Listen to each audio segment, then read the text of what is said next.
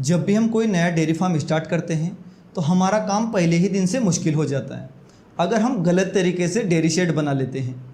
आज इस वीडियो में हम जानेंगे कि हम 20 गाय का एक डेयरी शेड कैसे बनाएं जो कि हमारी रोज़मर्रा की ज़रूरतों को भी पूरा करें और ज़्यादा इन्वेस्टमेंट भी ना हो। तो सबसे पहले अगर हम डेयरी फार्म की लंबाई चौड़ाई की बात करें तो इस शेड की लंबाई 60 फीट है और चौड़ाई 40 फीट है। इसमें आप 20 तो बड़े पशु यानी कि 20 बड़ी गाय और लगभग 30 से 35 आप इसमें छोटे जानवरों को रख सकते हैं, उनके बछड़े या फिर जो कचड़े होती हैं उनको। चलिए एक एक चीज़ को हम बारीकी से समझते हैं। सबसे पहले हम दीवार की बात करें तो दीवार की ऊंचाई आपको 12 फीट रखनी है पीछे की साइड में। अगर शेड की ऊंचाई आप और बढ़ाना चाहते हैं तो इसके ऊपर आप एंगल लगाकर जाली लगा सकते हैं जिससे कि शेड की ऊंचाई 14 फीट तक जा सकती है। इससे ज़्यादा ऊंचा शेड आप ना बनाएं। साइड की दीवार की हम बात करें तो इसमें दो बातें होती हैं कि या तो अगर आपका शेड गांव के पास में है जहां पर आप रहते हैं तो इन दीवारों को आप 4 फीट ऊंचा बना सकते हैं, उसके बाद यहां पर जाली लग जाएगी। लेकिन अगर आपका फार्म रेसिडेंशियल एरिया से दूर है, कहीं कुएं पे या फिर आपकी जो फार्म है दूर आपने बनाया है, तो इन दीवारों को भी आपको पीछे की दीवार के जितना ही बड़ा बनाना है। फिर आती है सामने की दीवार की बात, तो यहाँ पर हम दोनों साइड गेट रखेंगे और बीच में आपको ऊंची दीवार बनानी है। गेट भी आपको लगभग ऊंची हाइट के ही अगर बनाएं, सिक्योरिटी अगर आपको चाहिए। फिर उसके बाद खुरली की हम बात करते हैं। जो मेन खुरली हमारी होगी बड़े जानवरों के लिए, उसकी चौड़ाई होगी अंदर से 2.5 फीट और जो गहराई होगी वो लगभग 10 इंच से लेकर 1 फीट तक आप गहराई रख सकते हैं। खुरली की ऊंचाई की हम बात करें तो 2 फीट से लेकर 2.5 फीट तक आप इसकी ऊंचाई रख सकते हैं। यह आपके पशुओं के ऊपर डिपेंड करता है। अगर छोटी कदकाठी के आपके पास पशु हैं तो लगभग आप 2 फीट रखें। 2.25 फीट मेरे हिसाब से एक स्टैंडर्ड साइज मानी जाती है।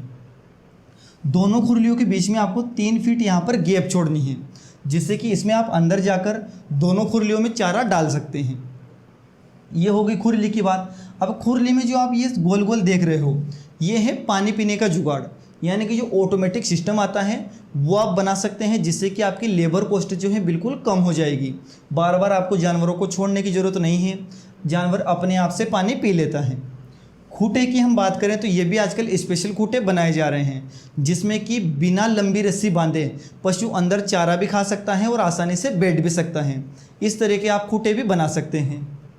और अगर हम साइड की खुरलियों की बात करें जिसमें कचड़ियाँ और हमारे बछड़ियाँ होंगे तो इसकी जो खुरली की ऊंचाई है लगभग 1.5 से 2 फीट आपको रखनी है और जो अंदर की चौड़ाई है वो आपको 2 फीट रखनी है।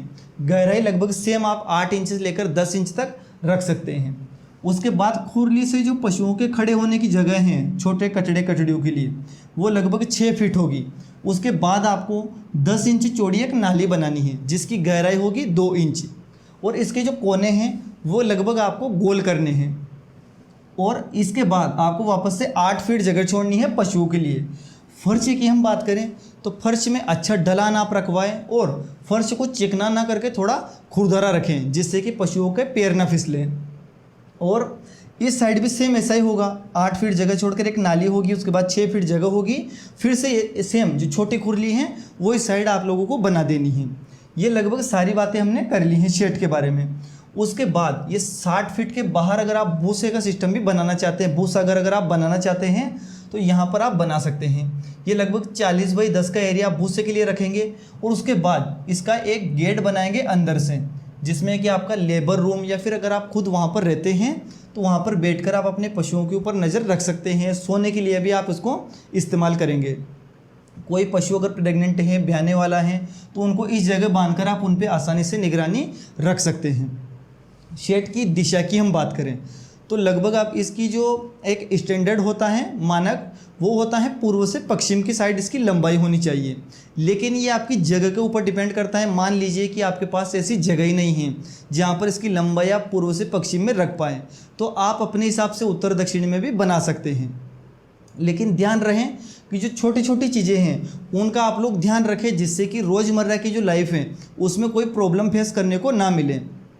और इसकी लागत की अगर हम बात करें तो लागत आप जितनी चाहे उतनी इसमें लगा सकते हैं। लेकिन जो मेरा एक अनुमान है, मैंने अपना खुद का एक बकरी फार्म बनाया था और पिछले लगभग 6 साल से मैं अलग अलग इंडिया के डेयरी फार्म पर जा चुका हूँ।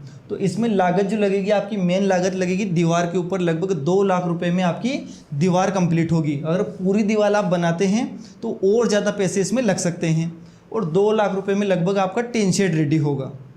उसके बाद आपका फर्श होगा लगभग 1 लाख रुपए में। उसके बाद आपकी खुरलियों में पैसा लगेगा, तो लगभग मान के चलो 10 लाख रुपए में आपका कंप्लीट शेड बनकर रेडी होगा 50 से 55 जानवरों के लिए। अगर थोड़ा बहुत आप इसमें मैनेज करते हैं, दीवार के ऊपर जाली वगैरह आप लगाते हैं, तो यही शेड आपका 8 लाख रुपए में भी रेडी हो सकता है, जिसमें कि कंप्लीट आपका भूसे का, रहने का सब कुछ सिस्टम आपका आ जाएगा।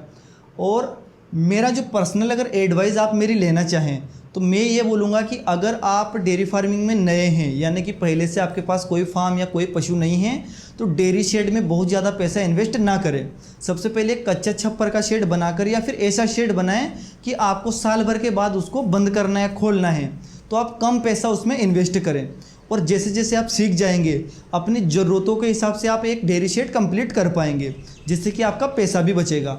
बहुत सारे ऐसे डेयरी फार्मर मैंने देखे हैं जिन्होंने लाखों रुपए शेड के ऊपर लगाए हैं और आज उनके शेड खाली पड़े हैं।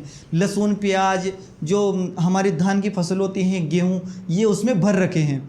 क्योंकि शुरू में क्या होता है, लोन लेकर हम एक अच्छा खासा कंस्ट्रक्शन रेडी कर देते हैं, और जब डेयरी फार्म हमें सूट नहीं करते हैं, फिर फेल हो जाता है, तो वो शेड हमारा किसी काम का नहीं रहता और एक भारी भरकम पैसा हमारा उसमें डूब जाता है।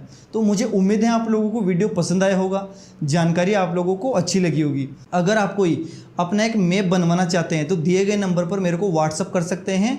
मैं आप लोगों के लिए एक अच्छी साइज का जो आपको चाहिए वैसे एक मैप रेडी करके आप लोगों को दे दूँगा।